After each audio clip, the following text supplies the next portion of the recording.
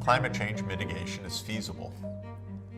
It is feasible to bring about a sharp reduction of greenhouse gas emissions by mid-century, consistent with humanity's goal of avoiding an increase of temperatures of more than 2 degrees centigrade. Even with that increase, we're going to face big challenges on the planet, major shocks, major disturbances. But if we go beyond that level, the risks to humanity, to our safety, to our food supply, to the resilience and security of our cities is all up for grabs. The dangers are profound with the path that we're on right now.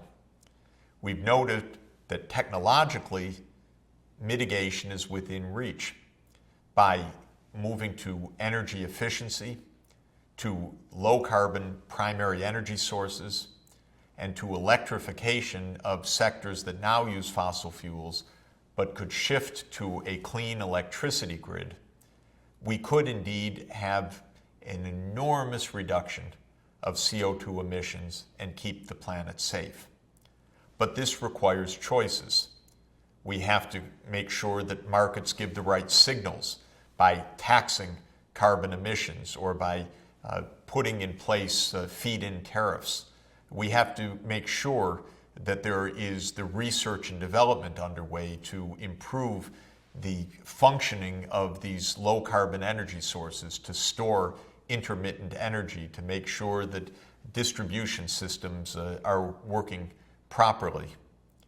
We need political decisions on a direction to go. Should we deploy offshore wind? Should we deploy the large solar potential of our desert regions? Should countries get together to produce the Desert Tech proposal that we saw linking North Africa, the Middle East, and Western Europe?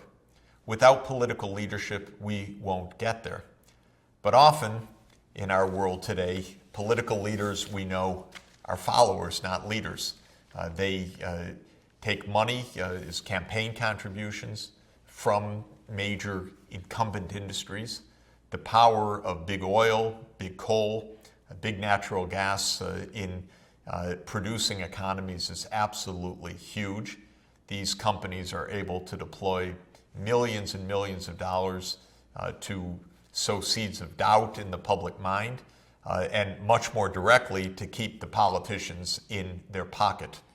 It's rather stunning that when a vote came to the U.S. Senate to put limits on emissions through a tradable permit system, we got nowhere.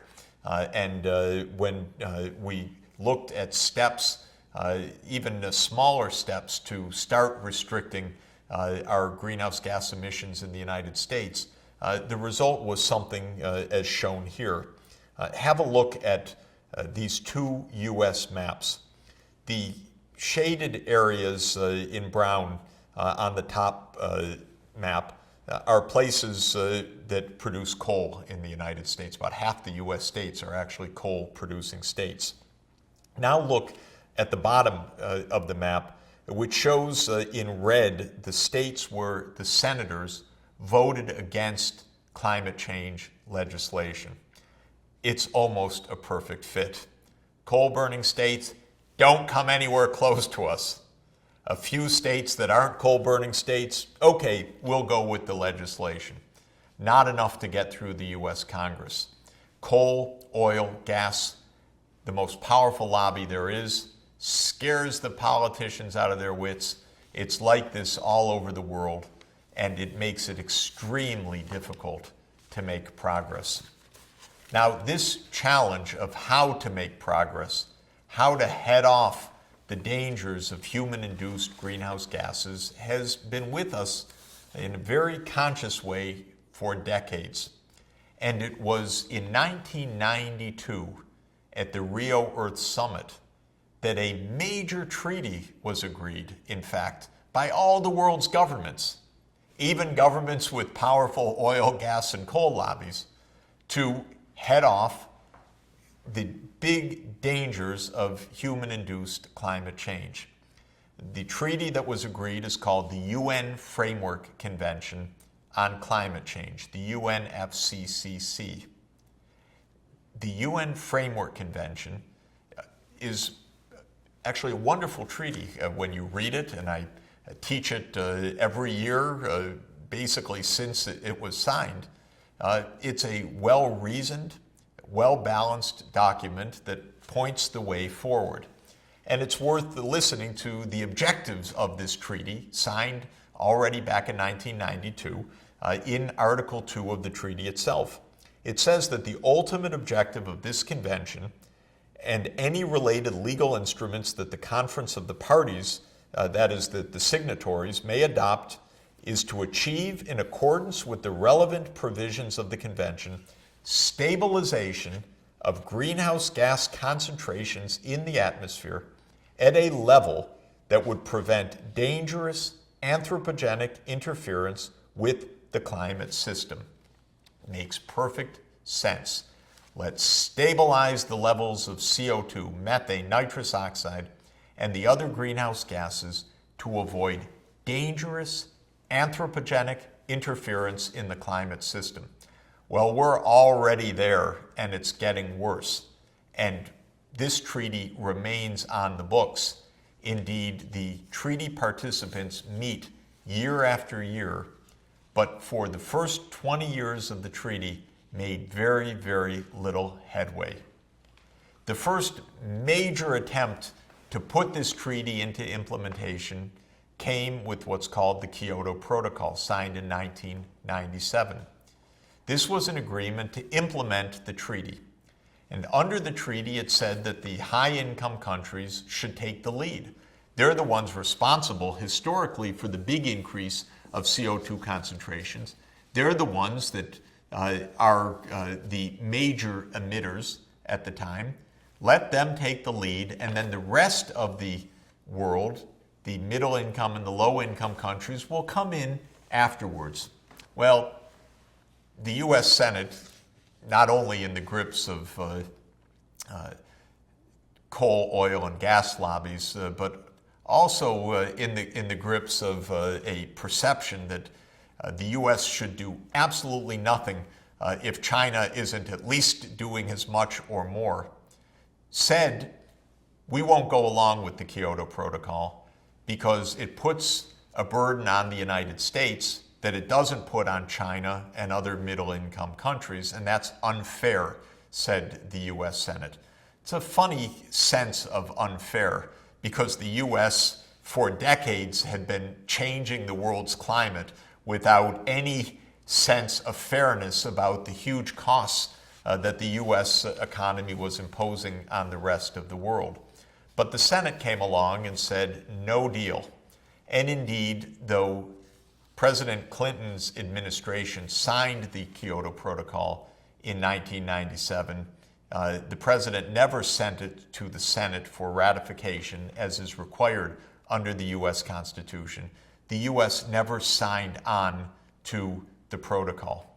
And since the US at the time was by far the world's major emitting country, other countries said, hey, what's with this? Why should we take the extra costs to go with the non-coal ways to produce electricity, for example, if the world's largest emitter and the world's largest economy and richest economy for any big economy isn't doing so? And China, from its point of view, said, you know, we're a middle-income country. Under the UN Framework Convention, which the US itself signed, we're not responsible for taking the lead. The United States and other high-income countries should take the lead, then we're supposed to follow. So China said, we're not going to accept any binding obligations until the United States shows the leadership that it is supposed to show by honoring the terms of the Kyoto Protocol. And that never happened. Time flies, you know, and time flew from 1992 to 2012 when the world met again at Rio in what was called the Rio +20 Summit. And the Rio +20 Summit, among other things, took on the job of reviewing the three big treaties that had been agreed in the Rio Earth Summit: the Framework Convention on Climate Change, the Convention on Biological Diversity, which the United States never ratified, even to join in the first place, and the UN Framework Convention, the Convention to Combat Desertification. You know what? The report card on all three treaties was a fail. 20 years on, no real progress. We've seen that the greenhouse gas emissions kept rising, rising, rising, just when we need a trajectory in which they're going to fall sharply by mid-century. The clock moves forward. The discussions, thank goodness, they have to continue. And the nature of the discussions has changed a bit. One reason it's changed is that China has changed. From 1992 until now, China has become the world's second largest economy, and it's become actually the world's largest greenhouse gas emitter. Even though China is not as large an economy as the United States, it emits more carbon dioxide because China is overwhelmingly a coal-based economy, because that's China's own home energy resource, or its own fossil fuel resource. And coal has the highest carbon emissions per unit of energy. So it's, in a way, the dirtiest of all the energy mix, not only in the pollution that it causes, but also in the carbon emissions that it causes. So China finds itself now in a different situation. It's a much richer country. It's had another 20 years of very rapid economic growth. It is now the world's largest emitter, having overtaken the United States. And other countries are now saying to China, hey, what about you? Now you are the major country. China still notes that in per capita terms, China still emits much less CO2 than does the United States. The US emits about 18 tons of carbon dioxide per American. And in China, it's about 8 tons of carbon dioxide. But since China is more than 4 times the population, the total amount of emissions has become much, much larger than in the United States. China has to rethink. It has more capacity to do something, and it has more reason to do something, including the pressures of the world, but also including its own reasons for action. For one thing, China itself is highly vulnerable to climate change. A significant part of China is already very dry and likely to get drier as a result of climate change. China is highly vulnerable to extreme storms and extreme events and massive flooding. China, in other words, is a country deeply vulnerable to climate change, and therefore with a real reason to participate in a global mitigation effort. But coal burning is no picnic, and China in early 2013 experienced what you're looking at here, this massive smog that came from industrial pollution with a very heavy component of coal use, also mixed in with the smog coming from the increase in congestion of automobiles as well, and from the flukes of weather which trapped all of this particulate pollution in over Beijing. But it was quite horrifying experience. The air was so dangerous that people dared not go out if they could in any way avoid it. The evidence is becoming more and more overwhelming that China's paying years of shorter lives as a result of this mega pollution. So with China having overtaken the US as the world's leading greenhouse gas emitter, as a country highly vulnerable to climate change, and as a country suffering now from its massive use of coal burning, China has also come to the view we need to do something much more urgently than we've been doing. We can't just say we won't move till the US. We need to start moving. China's already introduced major programs of scaling up solar power, wind power, and nuclear power as ways to move to a primary energy system more balanced and less coal dependent. It still has been increasing its coal use as well, though, so it's not a solution yet. But China is coming to the view that it needs to reach an agreement with the United States. The U.S. has long said it would be willing to move if China moves, or at least it's implied that. Now it's going to be put to the test.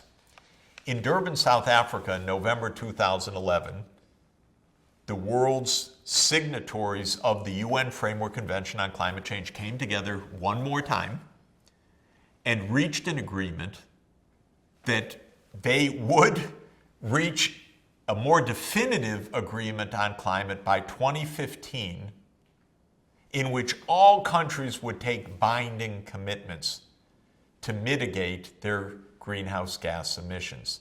So unlike the Framework Convention, which put the onus on the rich countries as a start, the new agreement in principle is to put responsibility everywhere. This is, at least conceptually, a kind of breakthrough, because now we could see the potential for the G2, as they're sometimes called, the US and China, to agree among themselves, to bring in the European Union, and then to bring in the large economies in the G20, or the major emitting economies, almost the same as the G20 countries, and then the whole world into an agreement to be reached in 2015. It was hailed as a breakthrough. Let's keep it in perspective. In 1992, the decision was taken to avoid dangerous anthropogenic interference. An agreement was reached 19 years later that they would reach a new agreement 23 years later in 2015.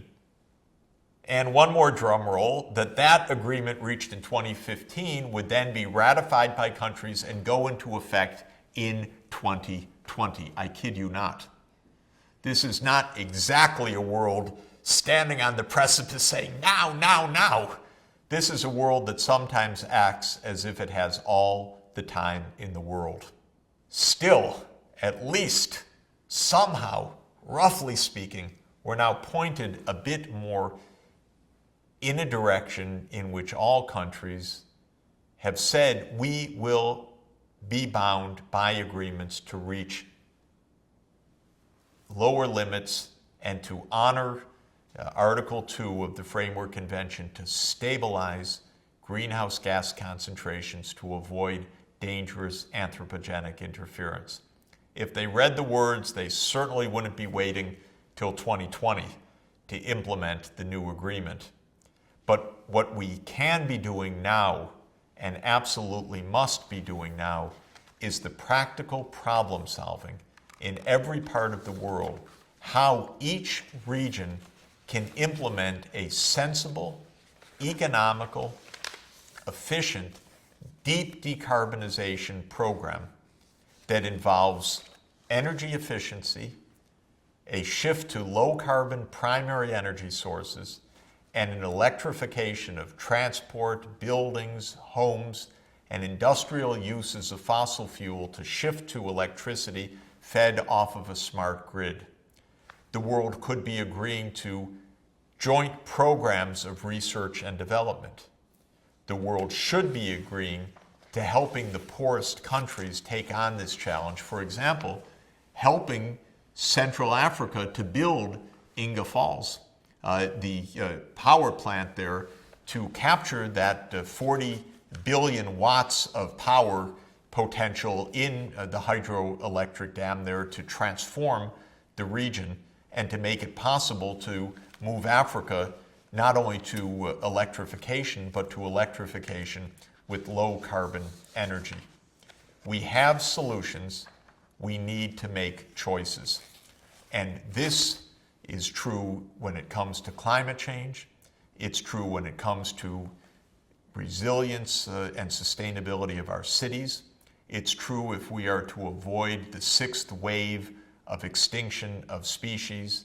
It's true, in essence, if we are to move from business as usual to the sustainable development trajectory for the world and all the benefits that can ensue from making that shift.